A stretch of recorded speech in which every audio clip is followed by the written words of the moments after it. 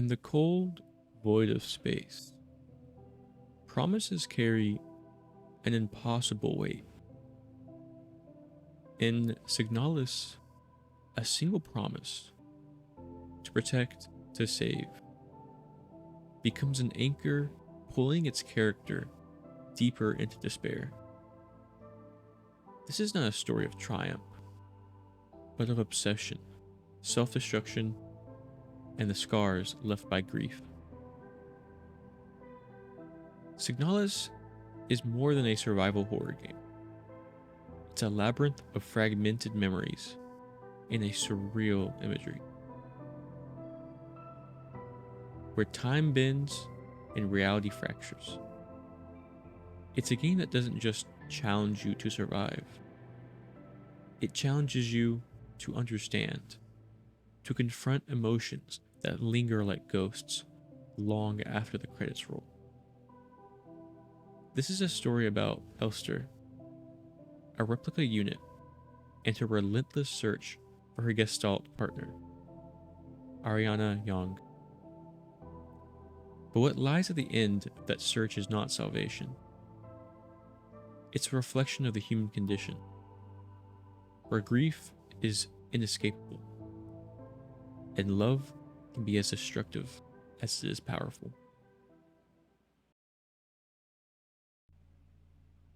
The universe of Signalis is grim and unrelenting. Humanity's reach has extended far into space, but this expansion has come at a cost. The authoritarian Yusian Empire rules with an iron grip. Its society built on the backs of the Gestalts, human workers, and the replicas, synthetic beings designed to serve them. The replicas, modeled after human templates, are not just tools. They're echoes of their creators, programmed with fragments of memories and personalities they cannot fully understand.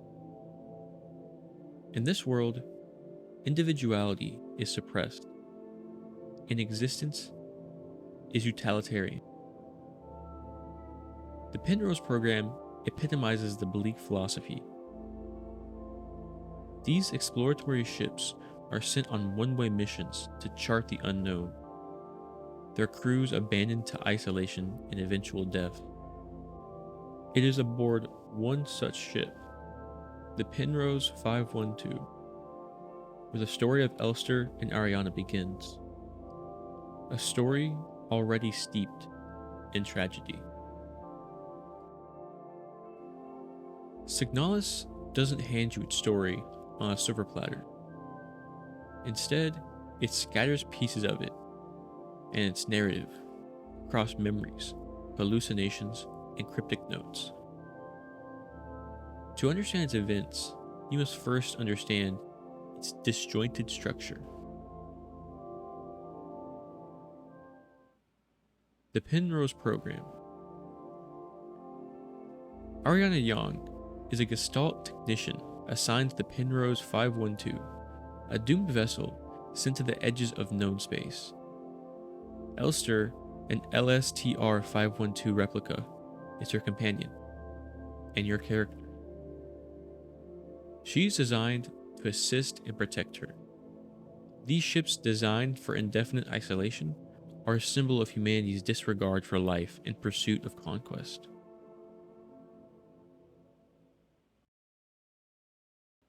The crash and Ariana's decline.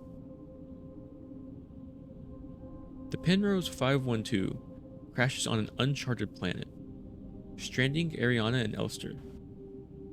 As time drags on, Ariana succumbs to a mysterious illness, a slow, torturous decay that ravages her body and mind. In her suffering, she clings to Elster, who is bound by her programming and her own growing attachment to her, promises to save her.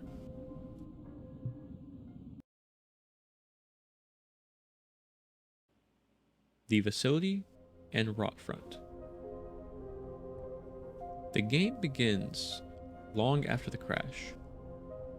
as Elster awakens in the desolate facility on the planet's surface. This place, infested with monstrous replicas and gestalts, is a reflection of Elster's fractured psyche. As she explores its labyrinth halls, memories of the past intrude on the present, blurring the line between reality and delusion. The loops. Elster's journey is not linear. It repeats again and again and again. Each loop is a distorted echo of her promise, a desperate attempt to fulfill it. But with each iteration, it becomes clear that this cycle is not just a function of her programming. It is the manifestation of her inability to let go.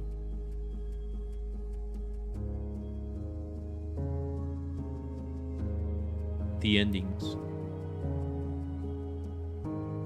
The game offers multiple endings, each reflecting Elster's emotional state and choices. These conclusions are not resolutions, but meditations on the futility of her quest.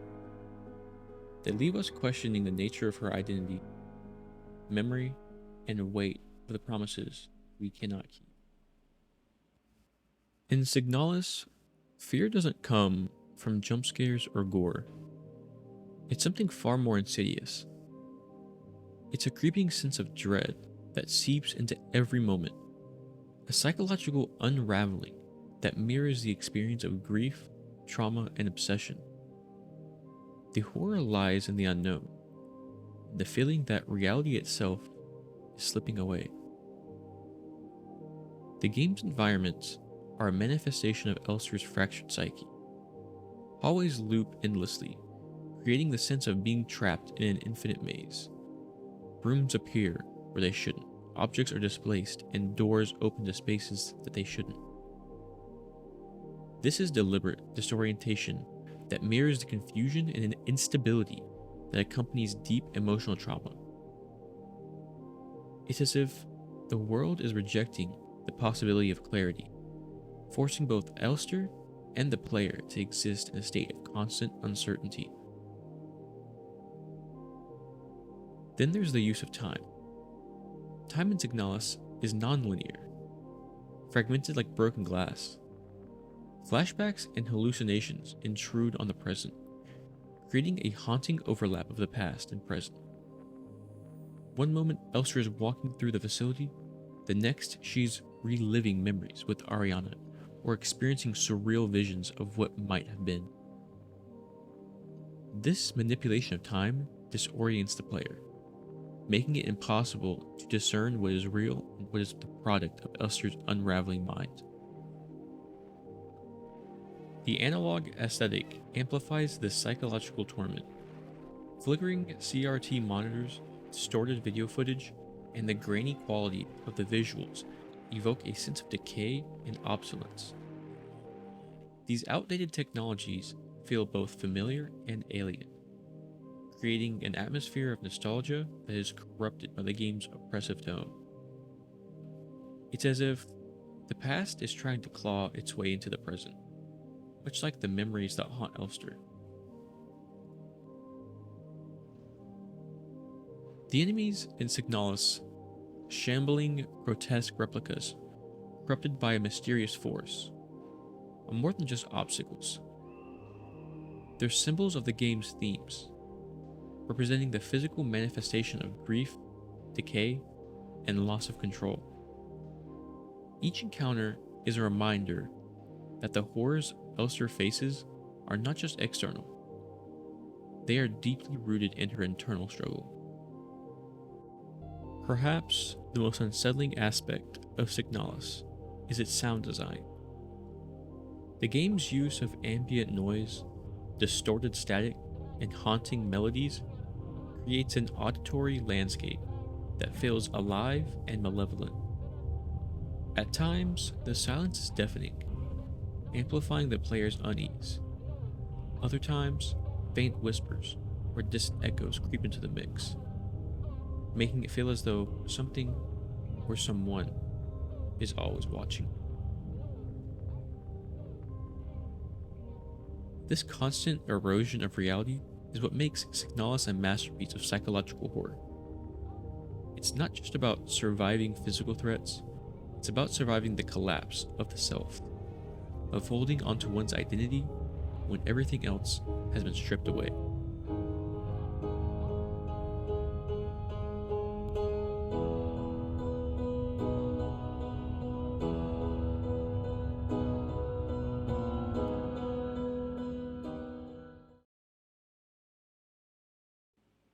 Signalis is a story drenched in tragedy.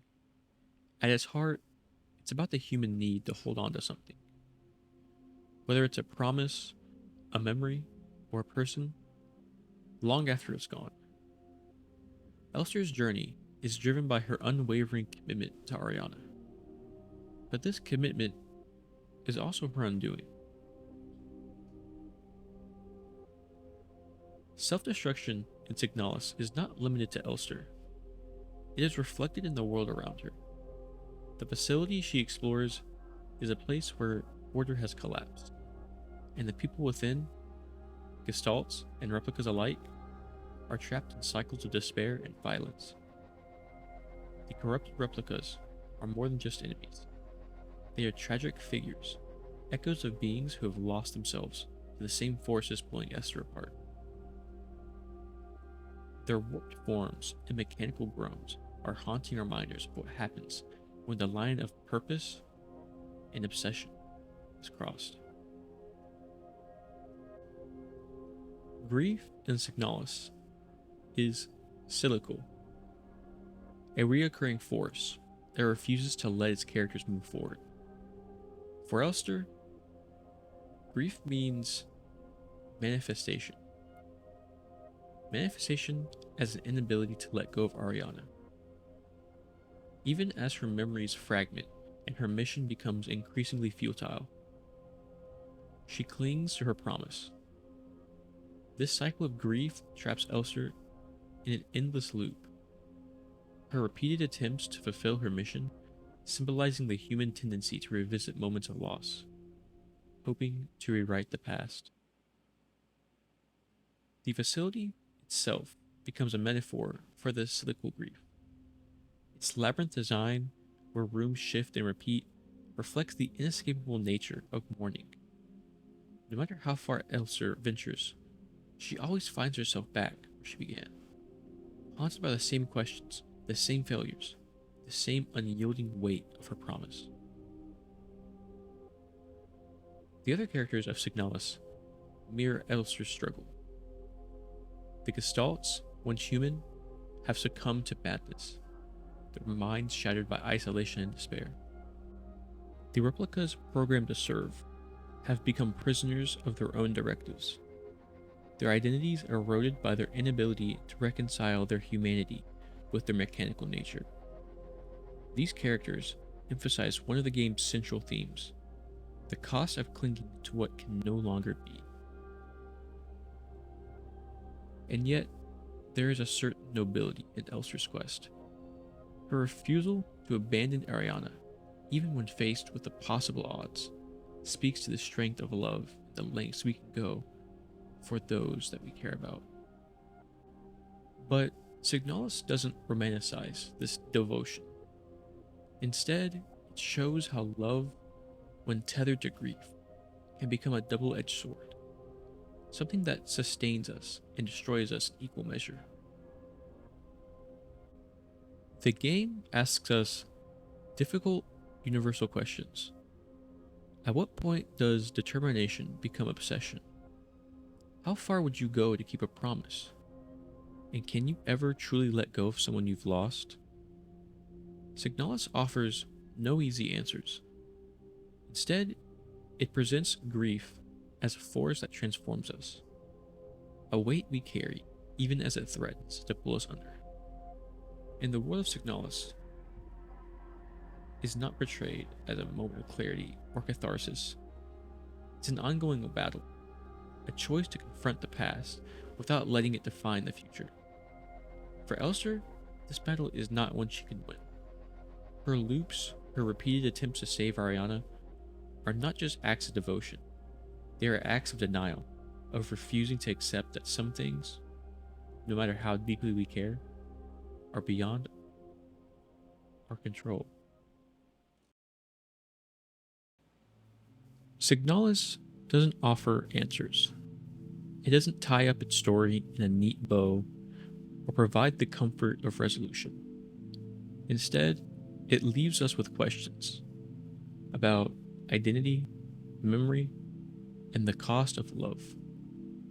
Elster's journey is haunting, not because of the monsters she faces, but because of the deeply human emotions it explores.